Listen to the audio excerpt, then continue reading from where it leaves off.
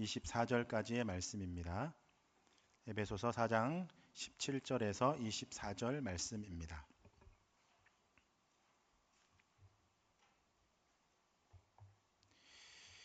하나님 말씀 우리 한 목소리로 함께 봉독하도록 하겠습니다. 그러므로 내가 이것을 말하며 주 안에서 증언하노니 이제부터 너희는 이방인이 그 마음에 허망한 것으로 행함같이 행하지 말라. 그들의 총명이 어두워지고 그들 가운데 있는 무리함과 그들의 마음이 굳어짐으로 말미암아 하나님의 생명에서 떠나 있도다. 그들이 감각 없는 자가 되어 자신을 방탕에 방임하며 모든 더러운 것을 욕심으로 행하되 오직 너희는 그리스도를 그같이 배우지 아니하였느니라. 진리가 예수 안에 있는 것 같이 너희가 참으로 그들에게 듣고 또한 그 안에서 가르침을 받았을진데 너희는 유혹의 욕심을 따라 썩어져가는 구습을 따르는 옛사람을 벗어버리고 오직 너희의 심령이 새롭게 되어 하나님을 따라 의와 진리의 거룩함으로 지으심을 받은 새 사람을 입으라. 아멘. 오늘 본 말씀을 통해서 새 사람을 입으라 라는 제목으로 함께 말씀을 나누도록 하겠습니다. 여러분, 우리는 그리스도 안에서 부르심을 받은 하나님의 백성입니다. 여러분 그렇게 고백하십니까? 예, 세 분 그렇게 고백하시는 것 같네요. 네. 우리는 하나님의 백성입니다. 우리의 존재를 기억하고 확인하면서 우리는 그 부르심을 따라 삶을 살아가는 사람들입니다. 우리를 부르신 그 하나님, 그리고 우리가 그 부르심을 확인하며 삶을 살아가는 시간이 바로 신앙생활입니다. 여러분 오늘 금요 기도회에 나오셨는데 어떤 이유로, 어떤 마음으로 나오셨습니까? 왜 나오셨죠? 신앙생활에서 중요한 것은 여러분 무엇이라고 생각하십니까? 신앙생활에서 가장 중요한 것은 우리를 부르신 분, 그분을 닮아가는 것입니다. 말씀을 통해서 하나님의 뜻을 알고 기도 속에서 우리와 소통하시고 만지시는 하나님의 손길을 경험하는 것, 이것이 신앙생활의 중요한 부분입니다. 하나님을 아는 것과 하나님과 소통하는 것. 그리스도인의 삶의 방식은 하나님과 연결되어져 있습니다. 그러나 우리는 그리스도인이 되었지만 지금까지 삶에 살아온 방식, 그리고 우리가 살아가고 있는 세상은 여전히 하나님의 방법이 아니라 세상의 방법입니다. 우리는 이 세상에서 삶을 살아가고 있고 그 세상의 방법에 익숙합니다. 우리는 우리가 삶을 살아가는 모든 곳에서 그것을 배우고 또 그것이 인간의 본성이 됩니다. 세상의 방법이 우리의 마음을 지배하고 있고 또 우리가 그렇게 그렇게 태어났고 그렇게 배웠고 그렇게 삶을 살아왔습니다.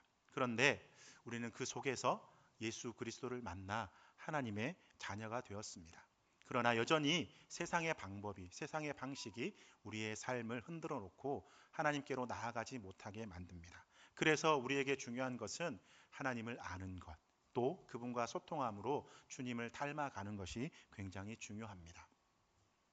성경의 출애굽기를 보면 당시 이스라엘 백성들의 모습도 마찬가지였습니다. 이스라엘 백성들은 400년 동안 그 애굽에서 종살이를 했습니다. 하나님이 부르신 사람 아브라함을 통해서 이스라엘 민족이 시작되었고, 그러나 하나님의 뜻 안에서 애굽에 정착하게 되었고 그들은 번성하였습니다. 그런데 그 400년이라는 기간 동안 이스라엘 백성들은 하나님을 점점 잊어버리고 애굽의 문화, 애굽의 가치관, 그 삶의 방식에 완전히 젖어들게 되었습니다. 마치 우리나라가 일제강점기에 있었던 것과 비슷합니다. 이스라엘은 애굽에서 400년 동안 종살이를 했습니다. 그런데 우리나라의 일제강점기는 몇 년이었죠? 36년이었습니다. 36년 동안 우리가 일제강점기를 보냈는데 그 기간 동안에 그 문화의 잔재가, 일제 문화의 잔재가 지금까지도 남아 있습니다. 예. 하물며 400년이라는 기간 동안 애굽에서 삶을 살았던 이스라엘 민족들은 어땠을까요? 이스라엘은 애굽의 문화, 애굽의 방식에 익숙하게 되었습니다. 하나님을 잊어버리고 하나님의 방식보다는 애굽의 문화, 애굽의 방식의 삶에 익숙했습니다. 그런 이스라엘 백성이 하나님의 때가 되어서 하나님이 세우신 사람 모세를 통해서 출애굽을 하게 됩니다. 그리고 40년이라는 기간 동안 광야 생활을 하게 되죠. 하나님께서 40년 동안 광야 생활을 하게 하신 이유는 무엇입니까? 바로 그들이 옛사람을 벗어버리고, 즉 애굽의 문화, 애굽의 방식, 세상의 방식을 내어버리고 하나님의 방법을 깨달아 알게 하시기 위한 것이었습니다. 이스라엘 백성들의 삶의 주인이 하나님이시다. 하나님의 말씀을 따라 삶을 살아가야 하는 존재이다. 그리고 믿음의 선한 싸움을 싸우며 세상의 것을 내어버리고 하나님의 방법을 배우는 기간이 바로 40년 광야의 기간이었습니다. 그래서 사도행전에 보면 이 기간을 광야 교회라고 이렇게 표현을 하고 있습니다. 광야에서 믿음의 생활을 해가며 하나님을 배워가고 알아가는 기간입니다. 오늘 본문의 내용을 살펴보면 옛사람을 벗고 새 사람을 입는 과정이 바로 등장을 하게 되는데, 이 과정이 바로 이스라엘 백성의 광야 40년에 빗댈 수 있을 거라 생각되어집니다. 여러분, 남자분들은 군대를 다녀오신 분들이 있을 겁니다. 근데 여러분, 군인을 한번 생각해 보시길 바랍니다.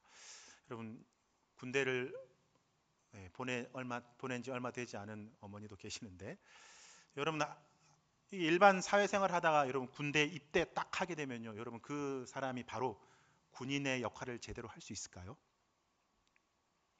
이제 군대 가면 딱 그런 거 하거든요. 부모님들이 다 떠나가면 조교들이 막 와가지고 하는 말이 있습니다. 이제 너네들은 민간인이 아니다, 군인이다. 그러면서 엄청 갈궈요. 저 때는 그랬는데 지금 어떤지 잘 모르겠습니다. 그러면서 이제 계속 반복해서 하는 말이 그거예요. 너희들은 이제 민간인이 아니고 군인이다. 무슨 말입니까? 사회에서 했던 생활 습관, 언어 이런 것을 다 이렇게 내려놓고 군인으로서의 자세, 언어, 삶의 방식을 배워가야 된다라는 것을 이야기하죠. 근데 여러분, 군에 입대했다고 해서 바로 딱 갖춰진 군인이 될 수 있는 건 아니지 않습니까? 군대에서 하는 게요, 훈련입니다. 정확한 시간에 일어나고 그 시간에 훈련하고 반복되어지는 훈련을 계속해서 하게 됩니다. 그렇게 시간을 보내고 이제 병장, 군 제대할 때 되면 몸에 모든 것이 익숙해져 있습니다. 총 쏘는 법, 총을 분해하고 조립하는 법, 수류탄을 어떻게 하는 법, 또 작전이 내려졌을 때 어떻게 하는 것, 이게 몸에 배어져 있어요. 지금도 저에게 총을 가져다 주면 그것을 분해하고 조립할 수 있을 정도로 할 수 있을 것 같아요. 다 기억이 나요. 네. 왜냐하면 하도 맞으면서 배웠기 때문에 자동으로 손이 이렇게 됩니다. 여러분, 신앙생활도 이와 비슷하리라고 생각되어집니다. 우리는 예수님을 구주로, 하나님을 아버지로 믿음 생활을 시작하였습니다. 그렇다고 해서 여러분, 우리가 바로 완벽한 신앙생활을 할 수 있습니까? 그렇지 않습니다. 여전히 우리의 삶 속에서 익숙한 방식으로 신앙생활을 하기가 쉽습니다. 그 익숙한 방식이라는 것은 다른 것이 아니라 세상의 방법입니다. 왜냐하면 그렇게 태어났고 그렇게 살아왔고 그렇게 배웠기 때문입니다. 그런데 우리는 예수님께서는 우리에게 말씀하시는 것이 무엇이냐면 그 옛 사람, 즉 그리스도인이 되어서 옛날에 가지고 있던 세상의 습관, 세상의 방법들을 다 내어버리고 하나님의 말씀을 통해서 하나님의 방법, 하나님의 마음, 하나님의 뜻을 깨달아 알아서 그 방법대로 삶을 살아가는 삶을 살아라라고 이렇게 말씀을 하십니다. 이 싸움의 기간, 이 훈련의 기간이 바로 신앙생활입니다. 그리고 또 이스라엘 백성들이 40년 광야 기간 동안에 끊임없이 말씀하셨던 것처럼 나는 너의 하나님이다.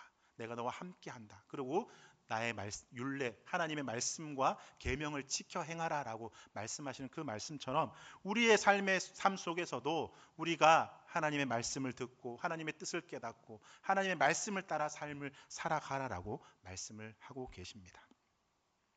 이 기간이 바로 훈련의 기간입니다. 우리가 그리스도인이 되었지만 한순간에 성숙한 그리스도인이 될 수는 없습니다. 과정, 시간을 보내면서 훈련이 필요합니다. 하나님을 알아가고 닮아가고 살아가고 살아내는 훈련이 우리 가운데 필요합니다. 또한 이 훈련이라는 것은 우리 혼자 하는 것이 아닙니다. 예수 그리스도의 공동체인 교회를 통해서 이 과정을 이루어 갑니다.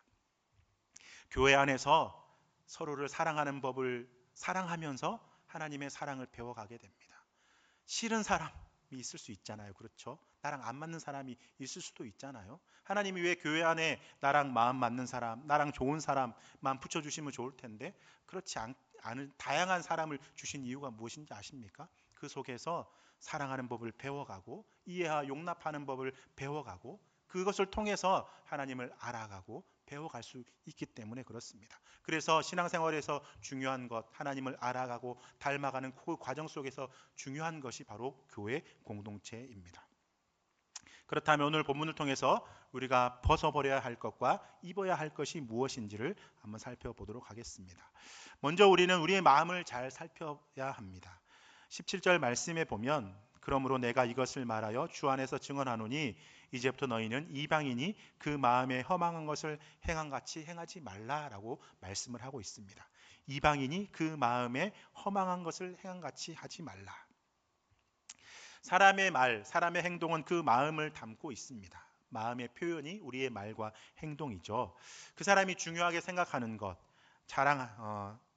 사랑하는 것, 또 배어있는 색깔이 말로 행동으로 나타나게 됩니다. 즉 마음에 있는 것이 삶으로 나타나게 되는 것이죠. 그런데 마음에 허망한 것이란 것이 무엇일까요?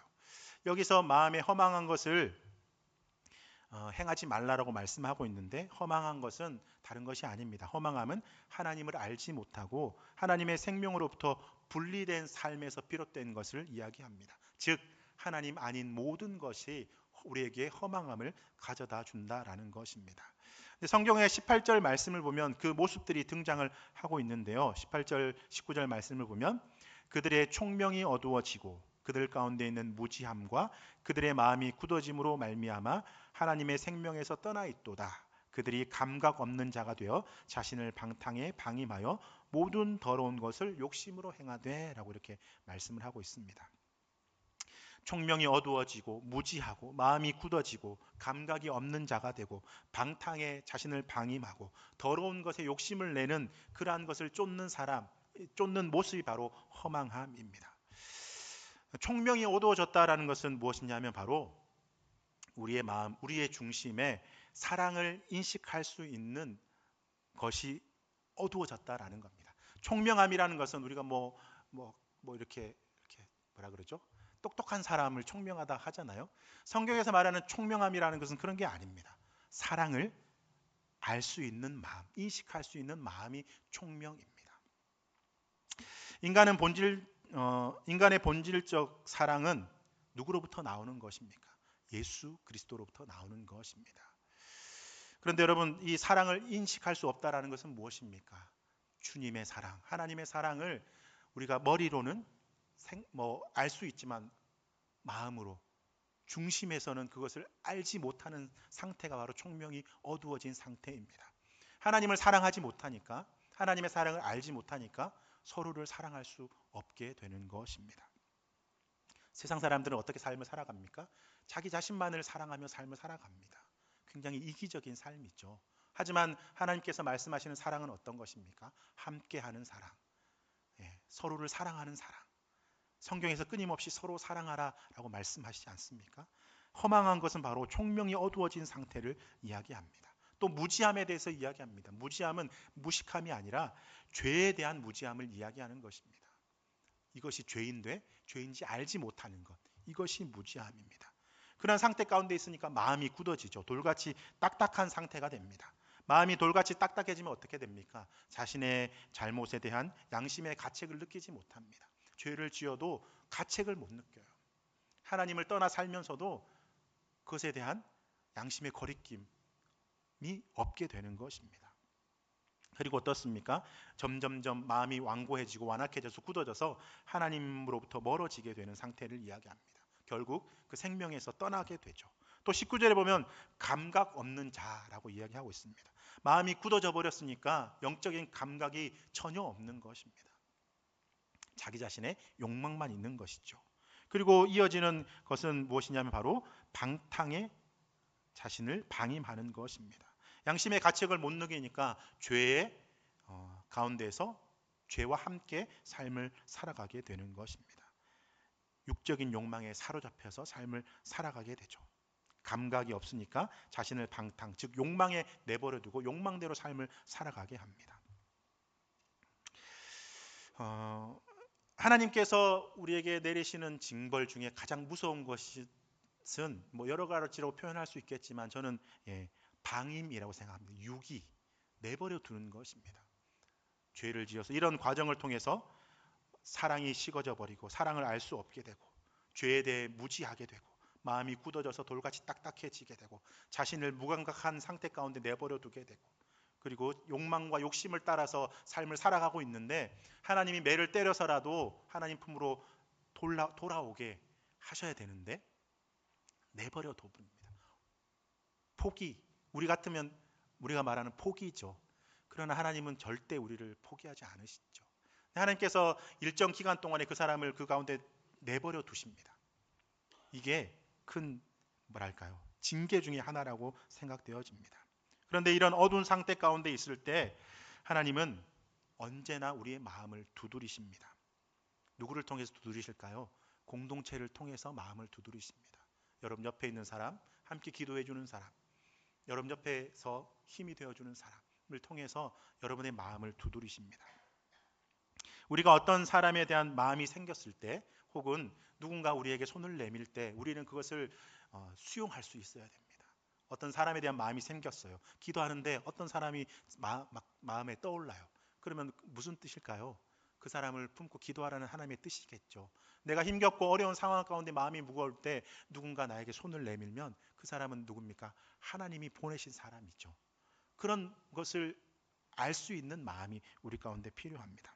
하나님은 우리를 포기하지 않으십니다. 그렇듯 우리도 서로를 향한 마음, 또 서로를 향한 사랑을 포기하지 않는 그런 사람들이 되어져야 됩니다. 그리고 우리가 가져야 될 마음이 뭡니까? 영적인 민감한 마음을 가져야 됩니다. 민감함이라는 것은 여러분 까다로움이 아니라 세심함입니다. 서로를 배려하고 마음을 나누는 영적인 마음을 나누는 그런 상태가 바로 민감함입니다. 우리의 영적인 민감함은 무엇을 어떻게 만들어질 수 있을까요? 다른 것에서 만들어지는 게 아니라 예배를 통해서 만들어집니다. 그래서 예배의 자리가 기도의 자리가 귀한 자리입니다. 두 번째로 우리는 그리스도를 닮아가야 합니다. 20절 말씀에 보면 오직 너희는 그리스도를 그같이 배우지 아니하였느니라. 진리가 예수 안에 있는 것 같이 너희가 참으로 그에게서 듣고 또한 그 안에서 가르침을 받았을진데 이렇게 이야기하고 있습니다. 우리는 신앙생활하면서 예수님이 얼마나 우리를 사랑하시는지 배웠습니다. 그리스도의 사랑이 얼마나 큰지 우리를 위해서 어떤 일을 행하셨는지를 배웠습니다. 그리고 알게 되었죠. 그리고 믿음으로 예수님이 나의 구원자이심을 고백하고 내가 주님을 믿는 믿음의 사람으로 하나님의 자녀로 삶을 살아가겠습니다. 결단하며 우리는 신앙생활을 해나가고 있습니다. 그 가운데 여전히 하나님이 우리를 사랑하시고 우리와 함께 계시고 우리를 인도하신다라는 것을 우리는 믿고 삶을 살아가고 있습니다. 우리의 존재, 하나님의 사랑, 이것을 우리가 기억하면서 삶을 살아가야 합니다. 우리가 영적인 민감함을 배울 수 있는 자리가 예배의 자리라 그랬잖아요. 어떻게 우리가 그것을 배울 수 있습니까? 바로 다른 데 있는 것이 아니라 하나님의 사랑 가운데 거하여서 그 말씀을 듣고 기도 속에서 주님을 찾고 만남을 통해서 우리의 영적인 민감함이 생겨나게 되는 것입니다. 그래서 여러분 중요한 것이 말씀을 듣는 것, 기도의 자리 가운데 나오는 것이 중요합니다. 오늘도 여러분 말씀과 기도의 자리 가운데 나오셨는데 여러분 가운데 하나님께서 영적인 민감함을 주셔서 여러분 스스로의 마음과 상태를 알고 또 마음을 열어주셔서 입을 열어주셔서 간절히 주님을 찾고 만나며 영적인 민감한 사람들이 되어서 사랑으로 믿음으로 일어서는 은혜가 여러분 가운데 있기를 간절히 소망합니다. 계속해서 22절에 보면 너희는 유혹의 욕심을 따라 썩어져가는 구습을 따르는 옛사람을 벗어버리고 라고 말씀을 하고 있습니다. 옛사람을 벗으라고 말씀하고 있습니다. 옛사람의 모습, 유혹과 욕심을 따라 살아가는 옛사람을 버리라 라고 말씀을 하고 있습니다. 우리의 존재는 변했지만 우리는 아직 완성된 것이 아닙니다. 옛사람의 습관이 여전히 남아있죠. 그래서 우리는 옛사람의 습관을 벗어버리는 과정, 이것을 또 신앙생활이라고 표현할 수 있습니다. 앞에서 말씀드린 광야 40년 기간, 또 군대 생활 기간의 과정처럼 그렇게 과정을 말하는 것입니다. 어떻게 우리의 옛사람을 벗어버릴 수 있을까요? 여러분 안에 있는 그러한 욕구들, 욕망들, 악함들, 죄악된 모습들을 여러분 스스로 힘으로 벗어버릴 수 있습니까? 힘과 의지로 할 수 있을까요? 안 됩니다. 여전히 우리는 부족한 존재이기에 분내고 화내고 또 죄짓기 쉬운 것이 우리의 존재입니다. 그러나 우리는 이런 것을 벗을 수 있습니다. 어떻게 벗을 수 있습니까? 그리스도 안에 있을 때 이것이 하나씩 벗어질 수 있습니다. 떠나갈 수 있습니다. 오늘 기도의 자리가 바로 그런 자리입니다. 기도를 통해서 하나님께서 내 상태를 조명해 주시기를 기도해야 됩니다. 내 마음이 굳어져 있지는 않은지, 썩어져가는 구습을 쫓고 있지는 않은지 밝히 보여주시기를 기도해야 됩니다. 그리고 십자가의 보혈로 씻어주시기를 기도해야 합니다. 그리고 우리의 심령을 새롭게 하셔서 하나님의 마음과 뜻을 깨달아 아는, 하나님의 뜻 가운데 삶을 살아가는, 하나님의 뜻, 하나님을 따라 의와 진리의 거룩함으로 지으심을 받은 새 사람으로 입어져 가는 그러한 삶을 살아가야 합니다. 우리의 변화는 무엇으로부터 시작될까요? 우리의 힘과 노력으로 되는 것이 아니라 오직 진리이신 예수 그리스도 안에 있을 때 변화가 시작될 줄로 믿습니다. 그리스도의 말씀이 우리를 새롭게 합니다. 우리가 그분에게서 듣고 배울 때 우리는 주 안에서 역사를 경험하게 됩니다. 오늘 기도의 자리 가운데 나오신 여러분들, 주님 앞에 여러분들을 마음을 내어 맡기시기를 바랍니다. 주님의 품 안으로 여러분들이 들어가시기를 바랍니다. 그리고 여러분의 마음과 삶을 주님께 아뢰이며 간절히 주님께 부르짖을 때에 하나님께서 여러분의 마음을 변화시켜 주시고 새롭게 해 주시고 옛 사람을 벗어버리고 새 사람을 입는 귀한 은혜를 허락해 주실 줄로 믿습니다. 그 하나님의 은혜와 사랑을 기억하며 오늘도 함께 기도의 자리로 나아가도록 하겠습니다.